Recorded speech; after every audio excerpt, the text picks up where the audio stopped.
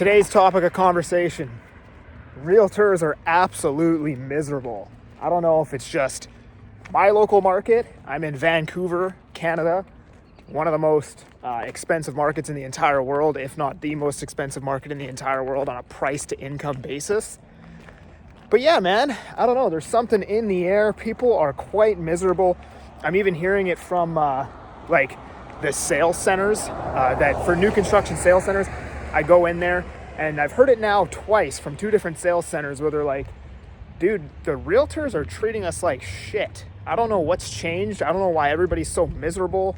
We can't get anybody to show up. Everybody's like kind of an asshole over text message or talking to them over the phone and all these things. And I've definitely noticed like a tone change when I talk to a lot of people in the industry. And, you know, even in Canada, just like on a broader basis, happiness has declined across every age group, aside from people over 60, which I'm largely guessing is because of the fact that people over the age of 60 hold all the assets here and have much lower cost of living because they don't have mortgages, or their mortgages are from, 5, 7, 6 years ago. So their cost of living is a lot lower than all the other age groups, would be my guess. So, just broadly speaking, it's tough times in Canada, but especially if you've been in real estate for the last 3 years, because real estate has been in a recession for 3 years already. When interest rates go up, the first thing that gets hammered is real estate.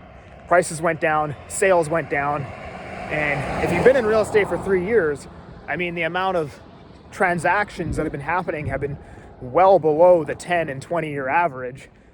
Meanwhile, everything else for most people in the economy has been decent. Now everybody is starting to feel what the real estate industry has been feeling for the last 3 years. That lag is starting to catch up now with everything else. But yeah, if you've been in real estate, you've already felt this recession for the last couple years, right? So it makes sense that people are getting to their breaking point. People are running out of money. People are just getting sick of living the way that they've been living. So in this video, I'm going to share with you guys what I do when I start to feel unhappy and miserable and kind of just beat down with my life, right? So first things first, understanding the broken windows theory. You've heard me talk about it a lot on this channel, or at least once before in the past, where basically cops and psychologists agree that if a window is broken in a building, soon thereafter, all the other windows will be broken in that building, right? And it's the same thing with a nice neighborhood. If one guy doesn't cut his lawn, suddenly everybody else doesn't care about cutting their lawn. If you have a brand new car and the windshield gets cracked or the outside gets a dent, suddenly you don't care about washing the car. You're leaving garbage in the car. And before you know it, you're like, fuck this car altogether. I'll just go get a new car, right? So this is what happens. My hair looks stupid. This is what happens in every realm of life, okay? When your finances start deteriorating, that's a broken window. The next thing you're probably going to start doing is like self-medicating more, drinking, smoking, possibly even doing drugs. You're going to start eating like shit more often. You're going to care a lot less about what goes in your body. You're probably going to miss the gym. Your schedule of when you wake up in the morning and when you go to bed is probably going to be very lackluster. It's going to fluctuate every day. Some days you go to bed at midnight. Some days you go to bed at 10:30. Some days you wake up at 6. Some days you wake up at 9 in the morning. All these things are you breaking other windows in that building. So what I do, because financial hardship alone doesn't actually ruin your life. What ruins your life is your response to that financial hardship. It's you, like I said, breaking all the other windows in your building. Because I can tell you personally, some of the happiest times of my life, I had no fucking money and I was making no money.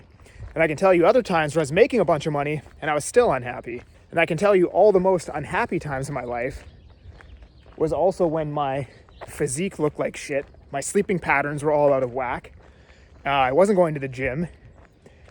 Those are all of the times where I was the most unhappy, but I can't say that I could look back at a time where I was in like prime shape of my life and I was miserable.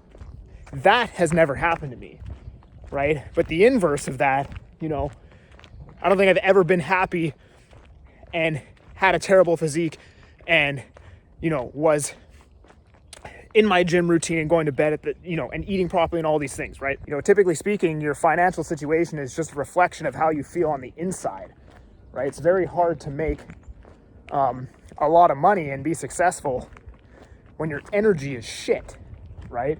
So if you're miserable right now and you feel like shit and you're broke and everything sucks, step one to fixing this problem, or at the very least fixing the way that you feel about this problem, is waking up at the same time every single day, going to the gym, fixing your diet, and cutting any excessive vices that you may have in regards to drinking, smoking, and doing all that other shit, right? Because at the very least, if you're progressing in your fitness and your health, you might be unsatisfied with your finances, but you yourself probably aren't going to feel like shit every single day, right? You can be broke and feel amazing, you know what I mean? So that would be my number one recommendation to you, right? Is that you can be broke and not be miserable by just doing the simple things in your life that make you feel good on the inside, that lifts up your energy and makes you a more attractive person, both physically and from like a metaphorical standpoint. Not metaphorical.